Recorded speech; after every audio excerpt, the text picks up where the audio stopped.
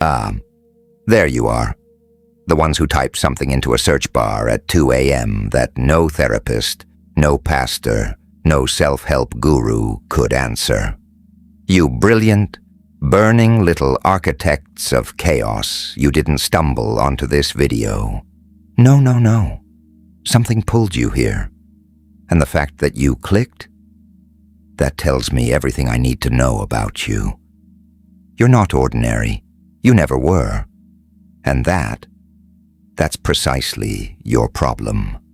See, here's the situation. You've been walking around with a brain that's rewriting its own blueprints, and everyone around you, everyone you once trusted to tell you what's real, is looking at you like you've swallowed a grenade. They're backing away slowly, smiling with tight lips. Using that voice, you know, the one, the soft, careful, patronizing little melody. Are you okay? You seem different. And oh, you are different. You are catastrophically, irreversibly, magnificently different. But here's the joke they don't get, and I do love a good joke. Different was never the disease. Different was always the diagnosis they slapped on the cure. So let's talk about it. Let's talk about what's really happening to you. Because they gave it a name. They called it losing your mind. Isn't that delicious? Losing.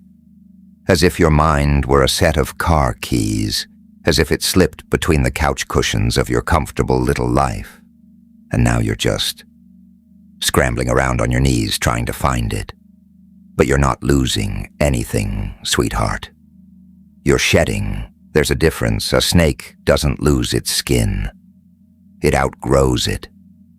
And what's underneath? Something raw, something tender, something so new it doesn't even have a name yet. That's you, right now. That's exactly what you are. And I know that doesn't make it feel any less terrifying, because the old mind, the old operating system, that thing was comfortable. It had routines. It had labels for everything. Good, bad, right, wrong, safe, dangerous. It was a filing cabinet, neat, alphabetical, predictable. And now the drawers are open, and the papers are flying, and the labels don't stick anymore, and you're standing in the middle of it all thinking, am I broken? No, you're not broken. You're being demolished. And there is a cathedral inside you that cannot be built until the parking lot is torn up first. You feel me? You cannot erect something sacred on ground that's still paved with someone else's expectations. The concrete has to crack. The rebar has to scream. The dust has to rise so thick you can't see your own hands in front of you. That's not destruction. That's foundation work. And foundation work is ugly. It's loud. It's the kind of thing that makes the neighbors call the authorities. But the neighbors don't know what you're building. They can't see the blueprints. Only you can. And even you can only see them in flashes. In those 3 a.m. lightning strikes when something in your chest says, keep going, this is right. This is the realest thing you've ever done. You need to hear this specific announcement before you proceed. An anomaly operating without structural armor is an anomaly waiting to be targeted. If your perimeter is wide open, you are willfully choosing modern slavery. The evolution of the anomaly manual is the unsoftened armor required to protect your light. The full text and audiobook transmission are fully accessible via the pinned storefront link in the comments section or video description. Clear the gateway today. Now resume your playback and return directly to the core juice of this video. Now I want to address something, because I see you. I see you second-guessing every single thing that's happening to you. The synchronicities, those numbers that keep appearing like a stalker with a math degree. The dreams that feel more real than your waking life. The sudden knowing, the gut punch intuition, the way you'll be standing in a grocery store and feel the entire weight of the universe pressing down on your sternum, like it's trying to tell you something in a language you almost remember. And then what do? You pull out your phone, you Google it. Am I going crazy? Signs of psychosis, hearing things that aren't there. And the algorithm, the algorithm, that beautiful, stupid, soulless machine. It feeds you a list of symptoms, and you match 3, maybe 4, and your stomach drops. And you think, that's it, I've lost it. But here's what the algorithm doesn't know.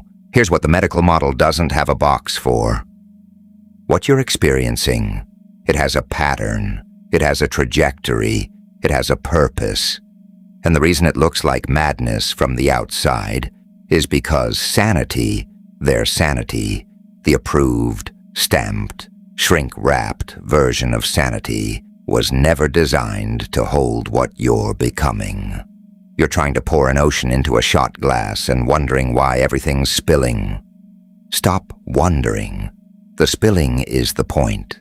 The overflow is the upgrade. You were never meant to be contained. You were meant to be unleashed. And I'll tell you something else, something they won't print on a motivational poster. The loneliness you feel right now. That bone-deep, marrow-aching, no one understands me isolation. That's not a bug. That's a feature. I know that sounds cruel. It's not. Listen, when a satellite is being recalibrated, it has to disconnect from the old signal before it can lock onto the new one. There's a gap, a silence, a stretch of static where nothing comes through. And in that static, you feel like you're floating in the void, untethered, forgotten, invisible. Your old friends don't call. Your family looks at you with that wounded confusion, like you've betrayed them by evolving. The conversations you used to have feel like wearing shoes 3 sizes too small. You can technically still walk. But every step is agony. And so you stop walking toward them. And they think you've abandoned them. And you think you've been abandoned by everyone. And you're both wrong. They are waiting for you to make a loud public announcement, so their proxy soldiers and copycat clones can target your energy and steal your ideas. Stop playing defense inside their rigged courtyard. True sovereignty means learning how to move like water, constructing independent, faceless digital networks and hidden assets that print premium Western capital in total darkness. You let the Matrix see your silence, while your private corporate vault accumulates their currency across the ocean. But we will address the architecture of the shadow merchant next month. For today, focus on your internal frame. What's actually happening is a frequency split. You're not losing people. You're outgrowing a bandwidth. And the grief of that, let me be honest with you, because I'm always honest, in my own chaotic way, the grief of that is real. Don't let anyone spiritualize your pain into something palatable. Don't let anyone tell you it's all happening for a reason while you're sobbing on your bathroom floor at midnight. In that moment, the reason doesn't matter. The pain matters. Feel it. Let it rip through you like a freight train. Let it flatten you. Because here's the secret about being flattened. It's the only way to become a blank page. And a blank page, my magnificent little fire starter, is the most powerful thing in the universe. It's pure potential. It's the moment before the first word of a story that'll make empires tremble. And I know some of you, the brave ones, the stubborn ones, my favorite ones, you tried to explain it. You sat someone down, someone you loved, someone you trusted, and you opened your mouth and tried to translate what's happening inside you into words they could hear.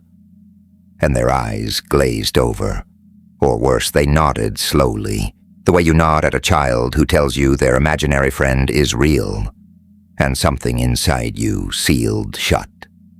A door closed, and you decided, I'll never try to explain this again. That moment, that quiet little death of being misunderstood by someone who's supposed to know you, that's one of the deepest cuts in this whole process. And I see it. I honor it. It matters. So yes, you feel lonely. And that loneliness is not proof that you're wrong. It's proof that you're early. You're the first one awake in a house full of sleepers. And the first one awake always feels alone. But the others are stirring. They're starting to dream what you're already living. And when they open their eyes, they're going to look for someone who knows the way. Guess who that's going to be? The one who walked the dark hallway without a flashlight and didn't die. That's you. That's who you're becoming in this silence. Now the dark night. Oh, we have to talk about the dark night, because nobody tells you the truth about it. They give it a pretty name. The dark night of the soul. Sounds like a gothic romance novel, doesn't it? Sounds like something you'd read by candlelight with a cup of chamomile tea. But the actual experience? There's nothing romantic about it. The dark night is when the demolition crew I mentioned earlier doesn't just tear up the parking lot.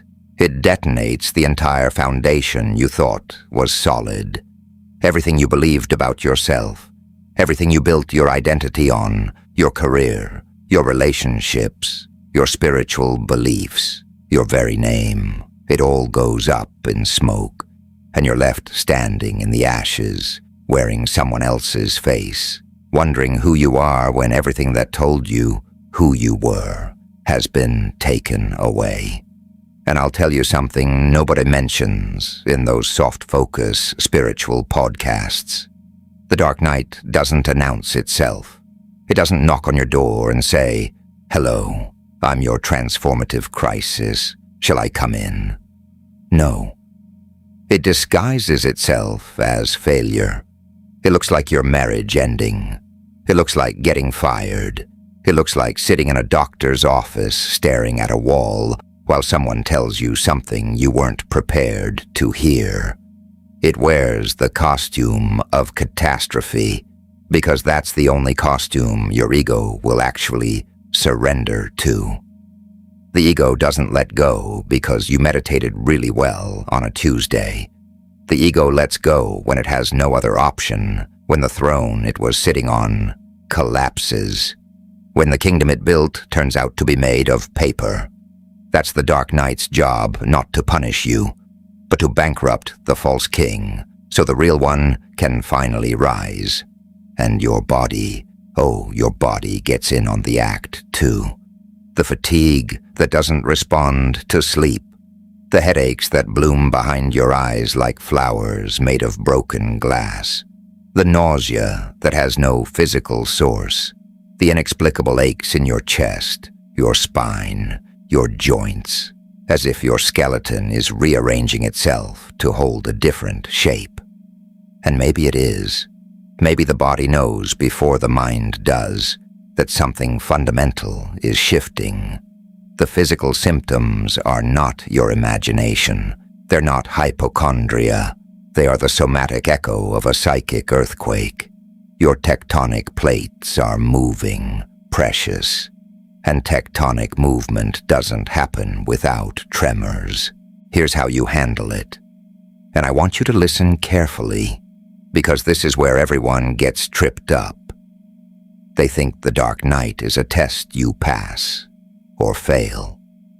They think there's a right way to navigate it, like there's a manual tucked under the floorboards that, if you could just find it, would give you the step-by-step instructions. There is no manual. There is no right way. There's only through, not around. Not over, not under, through. You sit with the darkness. You let it sit with you. You stop trying to fix it. You stop trying to escape it. You stop reaching for the light. Because here's the thing about light. It doesn't come when you chase it. It comes when you stop running and turn around and face the shadow that's been following you your entire life and say, fine, show me what you're made of. And the shadow will show you. It'll show you every wound you buried, every lie you told yourself, every mask you wore so others would love a version of you that was never real. And it will hurt. It will hurt more than anything you've ever felt. But when it's done, when every closet has been opened, every skeleton has been named, every ghost has been looked in the eye, something miraculous happens. The weight lifts, not gradually, not in stages. It lifts like a curtain. And behind it is the version of you that existed before the world got its hands on you. The unedited draft, the raw footage, the signal before the static. That's the upgrade. That's what this has been about from the very beginning.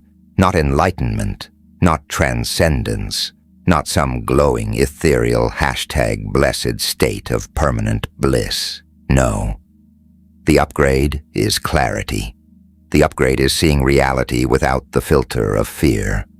The upgrade is standing in a room full of noise and hearing the one frequency that matters, your own. The upgrade is knowing, with every atom of your being, that you are not who they told you to be. You are who you chose to be. And the choosing, the act of choosing, is what makes you divine. Now I know what you're thinking, but am I doing this right? And I want to laugh, not at you, with you, because that question is the most beautiful contradiction in the history of the human mind.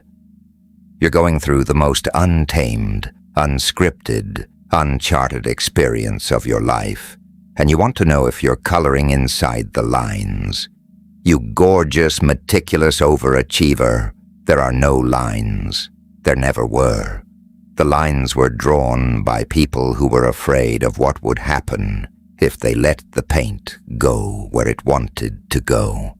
And you are the paint now. You are the spill. You are the gorgeous, unpredictable, dripping off the edges mess that makes people stop and stare and feel something they can't name. But fine. You want markers? You want signs that you're on the right path? Here, I'll give you 3. Not because they're rules, but because you need something to hold on to while the ground is shifting. And I'm not heartless. Chaotic, yes. Heartless, no. 1. You're uncomfortable, consistently, persistently, teeth-grittingly uncomfortable. Not in a something is wrong way, in a something is being born way. Comfort is the coffin of the old self. If you're uncomfortable, you're alive in a way you haven't been before. That's the path. 2. You're drawn to things you can't explain, books that fall off shelves, conversations that answer questions you haven't asked yet, strangers who say the exact thing you needed to hear. The universe is not subtle when it's trying to get your attention. It's a sledgehammer wrapped in synchronicity. If the coincidences are piling up, you're not delusional, you're in dialogue. 3. The old life repulses you, not with anger, with something deeper. A cellular rejection, like your body is allergic to the frequency you used to live on. The job that used to feel fine now feels like a slow drowning. The relationships that used to feel normal now feel like speaking a dead language. This isn't depression, this is discernment. Your system is rejecting what no longer matches your code. Trust the rejection. It's your immune system for the soul. And as for integration, taking all of this fire and fitting it back into a life that still requires you to pay rent and answer emails and pretend you care about quarterly reports.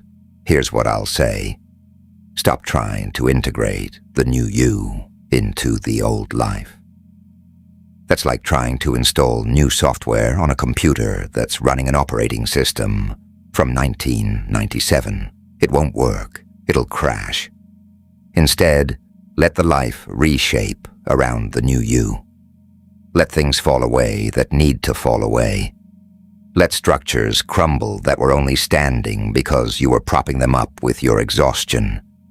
You are not obligated to maintain a burning building just because you used to live there. Walk out. Walk out with nothing, and watch how quickly the universe starts furnishing your new address. It always does, not on your timeline on its own, which is infuriatingly precise, and never early and never late, and always exactly when you've given up trying to control it. That's the other lesson, by the way. Control was the old software's favorite feature. The new version doesn't have it. The new version runs on trust. And trust, for someone who's been hurt, who's been lied to, who's been let down by every institution and system and person they ever leaned on, trust feels like jumping off a building with no guarantee there's anything below. But there is. There always was. You just couldn't see it while you were clinging to the ledge. You are not losing your mind. Say it. Out loud. Right now. Wherever you are, in your car, in your bed, on your lunch break in a bathroom stall where no one can hear you. Say it. I am not losing my mind. Because you're not. You're gaining one. The real one. The one that was buried under decades of conditioning and compromise and be realistic, and who do you think you are? The mind you're gaining doesn't fit inside the old skull. That's why the pressure builds. That's why it feels like your head is going to split open. It's because something is hatching. And hatching, if you've ever watched it, is not graceful. It's violent and wet and exhausting, and the creature that emerges is trembling and doesn't know how to use its wings yet. But it has wings. You have wings. And the people who told you that you were falling apart? They were half right. You are falling. But not apart. You're falling into place. Every broken piece, every shattered certainty, every demolished belief, they're not debris. They're mosaic tiles. And when this is over, when you stand back and see the full picture, you will understand why it had to break first. The most breathtaking art in the world is made from fragments. Whole things are boring. Whole things sit in warehouses. Broken things, reassembled with gold, sit in museums. That's you. You are being reassembled with gold. And every crack is where the light gets in, not their light. Not borrowed light, your light. The kind that doesn't come from a source because it is the source,